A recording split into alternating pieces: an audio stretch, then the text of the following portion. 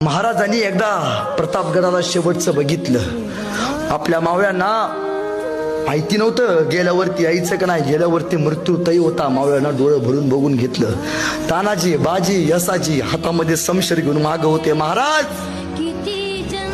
महाराज इथं उभारले, साईडला सगळे सैनिक उभा होते.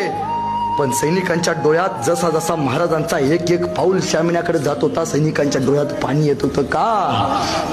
काही झालं तरी चालेल, लाख मेले तरी चालतील, पण लाखाचा पोशिंद्याला काय नाही झालं पाहिजे.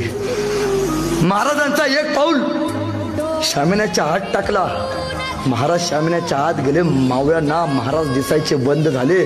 सर्व करला तानाजींच्या डोळ्यात पाणी आलं. राजा आत गेल्यात, काही होते, जीवाचं रान करू, पण महाराजांच्या अंगाला हात नाही लावू देणार. प्रत्येकाने शपथ घेतली. मावळ्यांचा एक नियम आहे, आम्ही